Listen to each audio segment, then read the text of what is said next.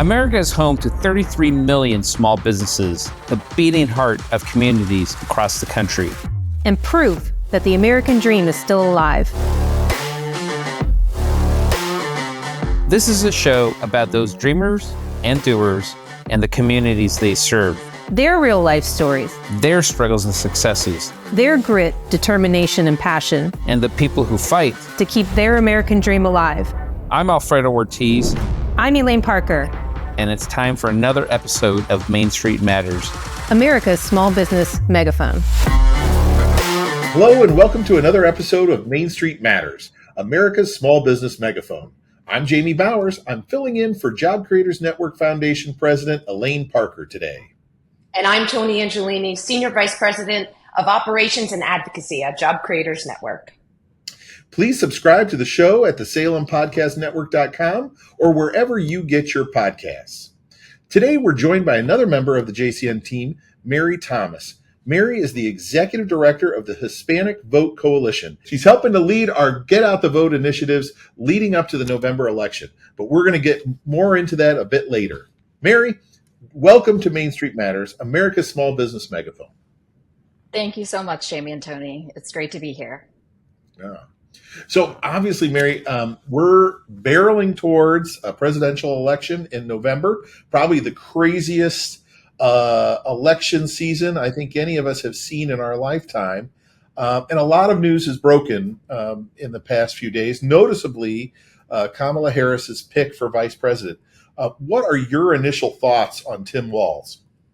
Well, I think even before we start to talk about Tim Walz, we have to look at what's the underlying issue is. And that means no matter who Kamala picks as her VP, they are just going to be a continuation and even basically a continuation of the Biden-Harris administration and really putting it on steroids because I believe she's even more extreme than Joe Biden. So is certainly not going to do anything good no matter who she picked for VP. So the VP choice doesn't make that much of a difference. But if you look at Tim Walz's record, it's horrendous. I mean, he's almost like Bernie Sanders in Vermont. You know, he supported he passed laws to allow parents to kidnap their children to be kidnapped, you know, and basically undergo sex changes and supported, you know, government funding of transgender medical care.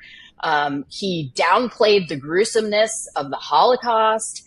We heard a lot of talk about how he probably violated federal law with stolen valor and abandoned, you know, his battalion to run for Congress.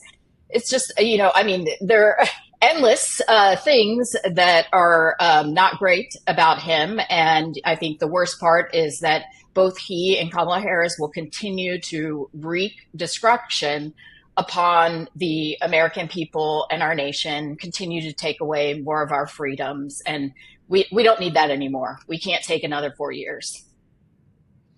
Yeah, I thought it was interesting, an interesting choice.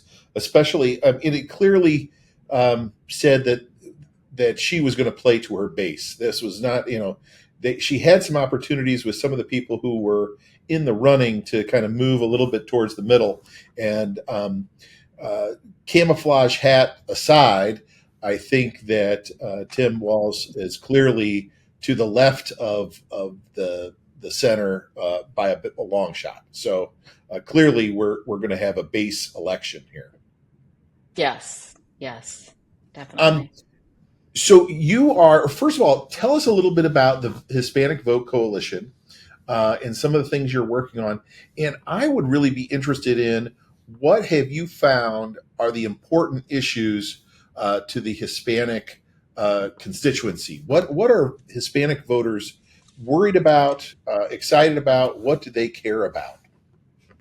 So first, let's talk about, you know, the Hispanic Vote Coalition. So the reason that we decided, Alfredo Ortiz, the CEO of JCN, and I were looking at basically the data on the Hispanic vote and the increasing Hispanic vote and their power, increasing power as a voting bloc, not only in this presidential election and down ballot elections, but in many, many elections to come.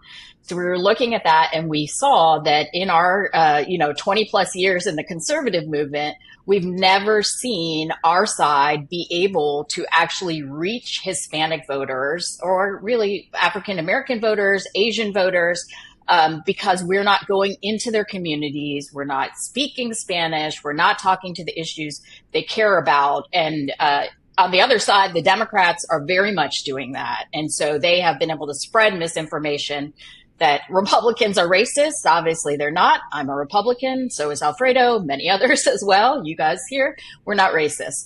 And our values align with the values of the Hispanic community: freedom, faith. But we needed to find a way to reach them because they are a critical voting bloc, and 1.5 million new Hispanic voters every single year. So we have to continue to gain their support. And so that's why we built the Hispanic Voter Coalition, because we had never seen from our side a concerted effort and a successful effort to actually go out to Hispanic communities and engage them and utilize Hispanic messengers and Hispanic pastors, small business owners, to speak to their own communities about the truth. And how you've been out in the field? I know you've done a lot of in-person type activities. What has that resulted in? What have you seen talking to people on the ground? Yeah, it's been really great. I mean, we traveled to bodegas, mercados. We went to like a thing called a swap meet, and we had roundtables with business owners and pastors. Have been to Hispanic churches all throughout the nation. And what we've seen is really everyone in the Hispanic community, they are suffering like all other Americans. Or they can barely afford to provide necessities for their kids. Gas is very expensive. Housing prices are very expensive. They're very much experiencing the crime in their communities because of the, open borders and illegal immigration that the Biden-Harris administration has brought on, and Kamala will continue. So they're basically undergoing a lot of, the same challenges that all of America is facing today. And I would say probably the most important issue that stands out really at the head is inflation. People just can't afford to buy groceries. We see it every day. I'm sure when you guys go to the grocery store, the bills are outrageous, and people just cannot afford this any longer.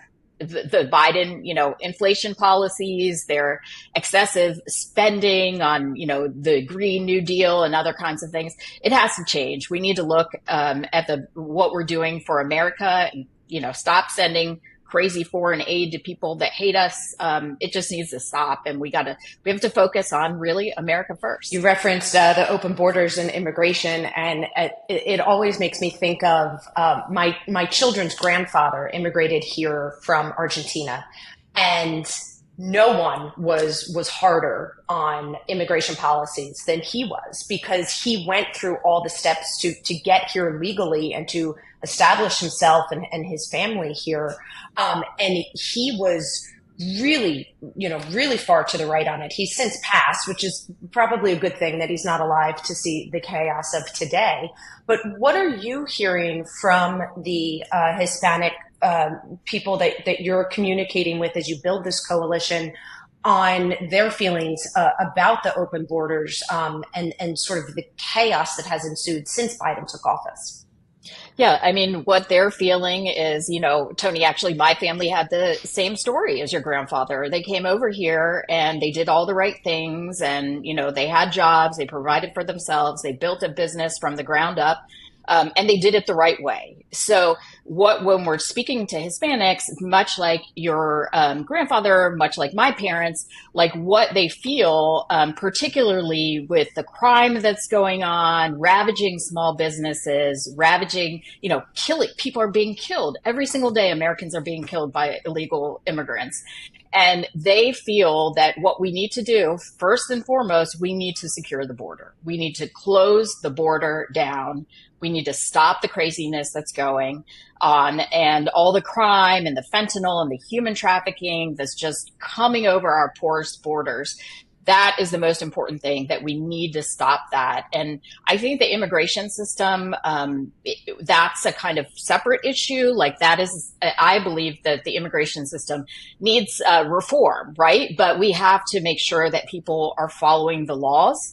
And, that's a kind of separate conversation. But the most important thing that we can do is secure the borders so that we can secure our country. Absolutely. Pivoting back to the presidential race that will be here before we know it, Kamala Harris was given the sort of token title of border czar. The media is trying to walk that back now that she's the candidate, but the Biden administration really hasn't done much of anything to secure the border or to try to enforce previously existing policies. And my understanding is that they actually reversed some successful policies in the Trump administration. Can you speak a little bit more to that?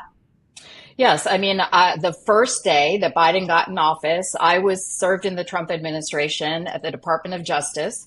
And basically what Biden did the first day he came in, he rescinded quite a few, every executive order that President Trump had done to secure our border, basically opening up the border completely and telling people that they can, giving the message that people can just come in. And it doesn't matter who they are, if they're members of, MS-13, if they are, convicted felons, murderers, whatever, drug dealers, human traffickers, let's just bring them all in. That's basically what he did.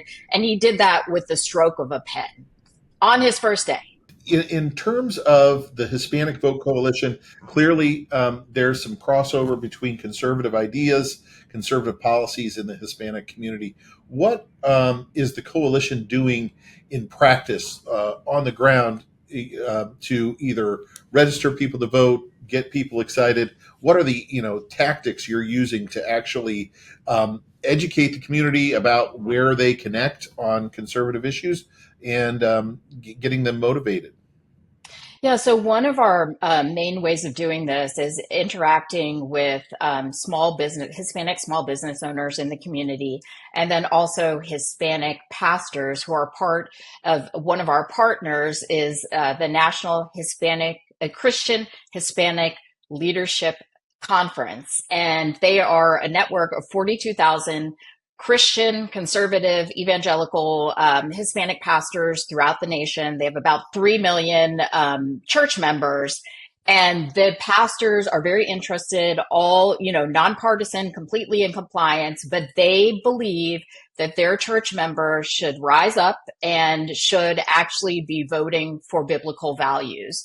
So we are going into the churches and helping them, giving them the tools that they need to do voter registration, to request vote by mail ballots. We are giving them information that they can share in their sermons about basically how the values of the Republican Party, what they are, and the values of the Democrat Party, and people can make their own comparisons and choose. But it's been really, really exciting because the pastors have told us repeatedly, and most of the small business owners too, this is the first time people from our side have come into their communities and have provided them the resources that they need to get their communities activated and have shown care, right? That we care about the community. We believe their views are important and they should be reflected. And I think if you see Christians, voting statistics of Christians, I think it was 25 million Christians don't regularly vote in presidential elections. Think about if we got all of those people energized, as well as, Hispanic Christians and Hispanics, everyone, we really would be able to decide the future of the nation. Wow. When you started this process and you kind of started your listening tour, as you said, you were talking to people on the ground, were there any any things, you probably came with some preconceived ideas when you actually spoke to people. Was there anything that surprised you as you kind of started the journey of this process and this coalition? I mean, I think one of the things that surprised me that I mentioned, I mean, I knew that our side was not effectively reaching out to Hispanic voters, but I did not know that basically the level of contact was nearly zero, right? Just no one has been out there and no one has been using, we also use, actual Hispanic small business owners. Like, who would have thought using Hispanic people to talk to other Hispanic people? It's not like others can't, message, but, with when you're looking at politics, the people who have an affinity, like if you have an affinity with someone, you're more likely to trust them and, listen to what they're saying. And so if it's people like small business owners, respected, most trusted, and pastors in their communities, then, that's really something that, it makes a huge impact. And, I know Tony works very closely on our Small Business Advocates program.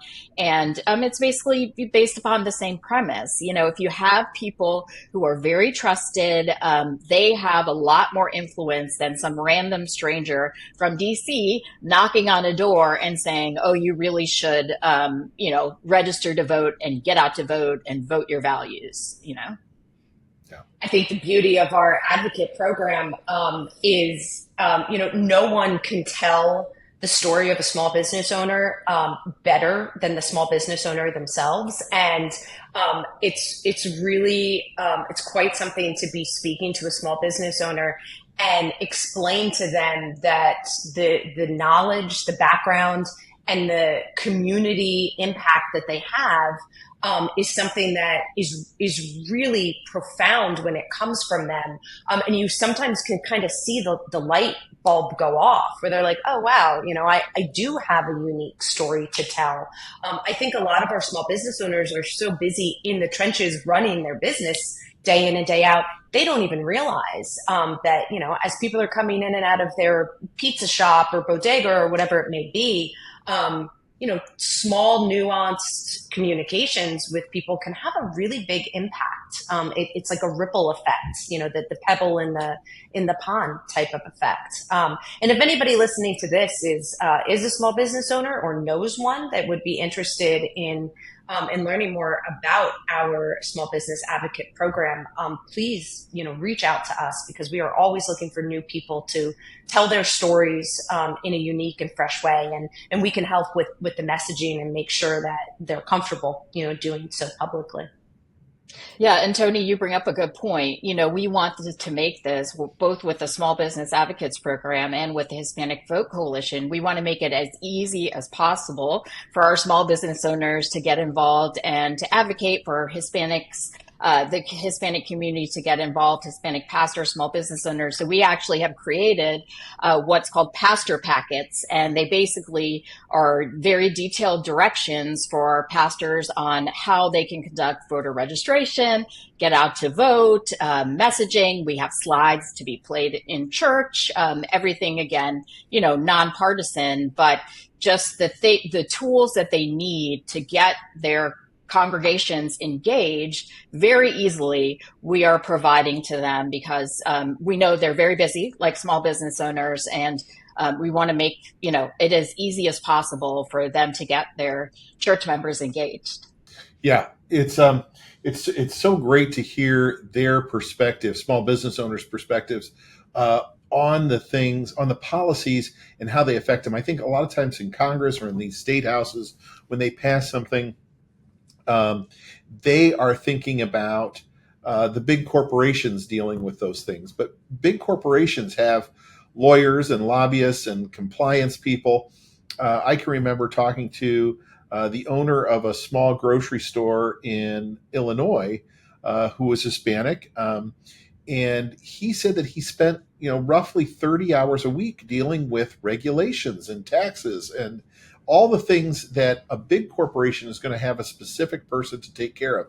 Well, this guy was also having to work the register when there was somebody on a break, and he was having to work behind the meat counter when the butcher was at lunch, and he had to order the food, and he had to deal with deliveries and everything else. But on top of that, he was struggling to comply with all of these things that people do with a stroke of a pen in some sort of remote government office. And it's really it's disheartening for these entrepreneurs to have to deal with those things and try to explain to legislators who may have never signed a paycheck for somebody what a minimum wage hike means to their business. You've now completely changed how that business owner has to look at profits and make a living.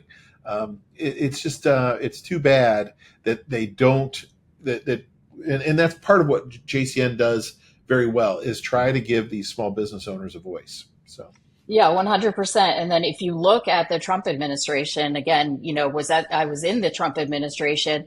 We had very clear directives for every federal agency that we need to cut regulations. Like, we couldn't even adopt new regulations unless we repealed several existing regulations. So we completely cut the regulatory burden. We did the same thing under Governor Scott's leadership when I served with him in Florida. And it's just so key to business owners, especially Hispanic business owners. Huge amount of Hispanics, 70% plus are small business owners. So they, dealing with this red tape, just as you said, instead of like focusing on making a profit, they have to deal with some requirement that some unelected bureaucrat, not even, a legislator, has installed. So this is, something that President Trump led on and, continues to talk about and will lead on, so that, small business owners and people can achieve the American dream, something my parents did. Well, Mary, thank you so much for taking the time to join us on Main Street Matters, America's small business megaphone. And thank you to all of you for taking the time to listen. Main Street Matters is part of the Salem Podcast Network. New episodes debut every Wednesday and Friday. Please subscribe at SalemPodcastNetwork.com or wherever you get your podcasts. And we'll be back soon with another episode. Goodbye for now.